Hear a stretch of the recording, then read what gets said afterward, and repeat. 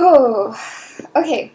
So yesterday, I had the opportunity to go out for a third time with this guy, and I couldn't make myself do it.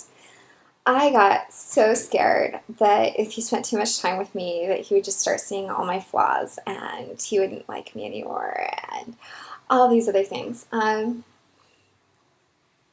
So I chickened out and stuff. So this morning I was thinking about things, and I was taking my dog for a walk, and anyway, I started thinking about my past dating experiences. I used to be so confident, like take me, leave me. It didn't matter to me.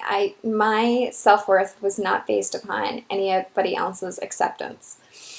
But right now, I'm in this place where I'm like so insecure and I actually worry about those things. And it's so dumb. It's like, okay, why am I scared about this stuff? It's crazy. Um, I've done more with my life. I've accomplished more. And sorry, I can use that. Yeah, I have my suitcases I need to unpack still. I hate unpacking and packing and all that. One person told me that they just have two of everything and they just keep one suitcase packed and the rest in their, put away their bathroom stuff and things. And I thought that was such a great idea. So I'd have to have like five, one for cold places, one for warm places, one for the medium and don't know what it is place. Um, but yeah, and I'd have to have one for like seeing family and hanging out with Mormons and one for hanging out with my like party friends. I don't know. Different clothes for different lifestyles. You always got to respect with where you're at. You always got to respect the people that you're with and make sure that they're comfortable. One thing I'm really bad at is watching my language. Oh my gosh, hanging out with my sister. Yeah, and my being around my nieces and nephews anymore. I don't know how to talk around kids. I think part of it is the fact that I'm like after I found out my husband was leaving me because he got another woman pregnant, I could not hold babies. I was just like, okay, yeah, no, get them away from me. Because every time I would see a baby, my heart would just start bleeding. I was just like, oh, it killed me. Getting over that gradually.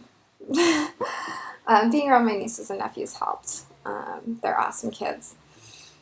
But anyway, so yeah, I've been doing some good things with life, and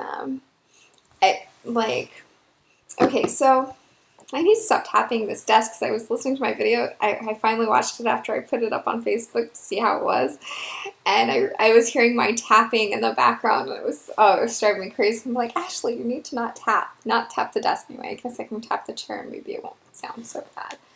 Um, But yeah, so I was thinking about my past dating experiences. I was thinking about Sam Drew is a guy I dated in high school when I was 16 and how we met and stuff. And he tells the story really funny. But I was sitting at this table and it was, Denny's at like 1 or 2 in the morning. It was funny because I actually like woke up from this dream and I knew I had to go to Denny's and I was supposed to meet somebody there. I don't know if you believe in premonitions, promptings of the spirit, whatever you want to call them. But anyway, I literally woke up in the middle of the night and I knew I had to go to Denny's. So I got dressed up and I went to Denny's. And at 3 in the morning, I got there at 1. At 3 in the morning, this guy walks in and I like felt him arrive. It was really crazy. But I was surrounded by all these guys who I was like, who am I here to meet? Like, none of them. But then when I was just suddenly like, this like feeling came over me and I'm like, he's here. The person I'm supposed to meet is here.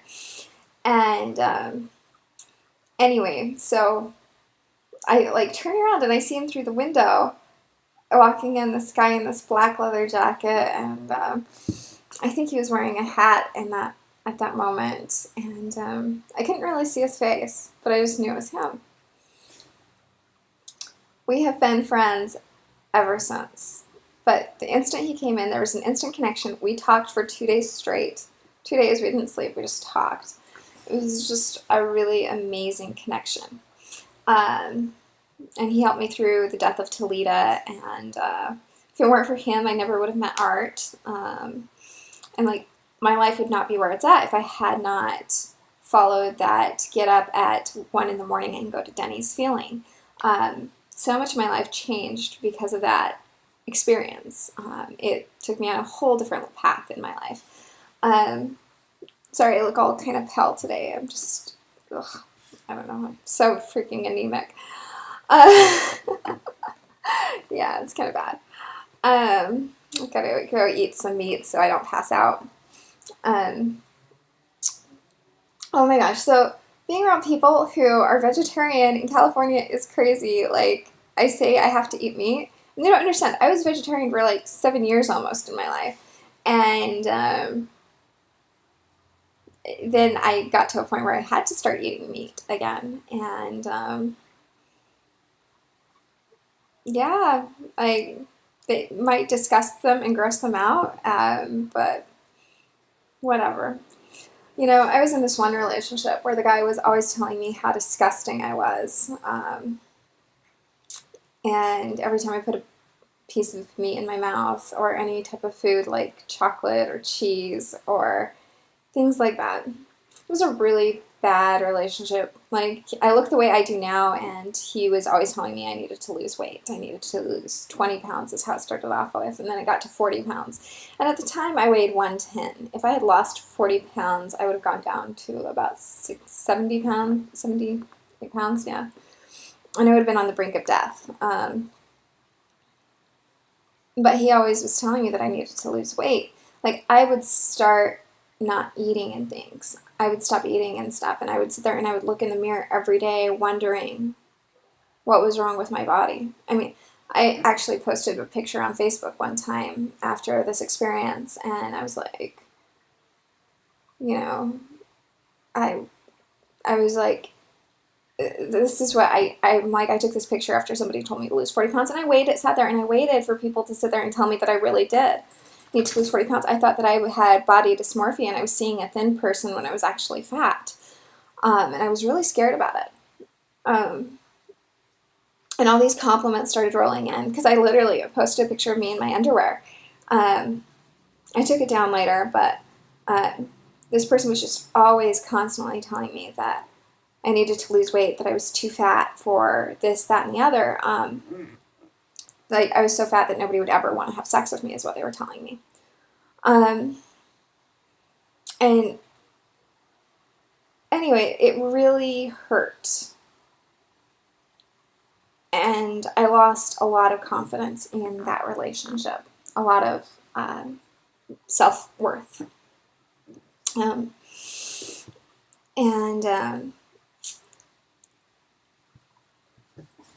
Anyway, finally I had to get to the point where I had to say, this is abusive.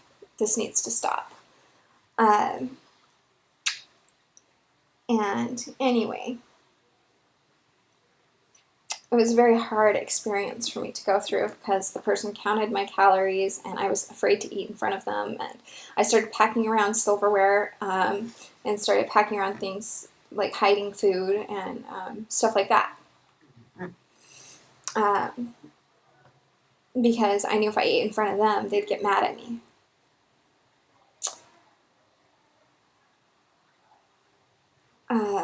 So now I'm going through this time in my life where I get to experience new things, new relationships and stuff. And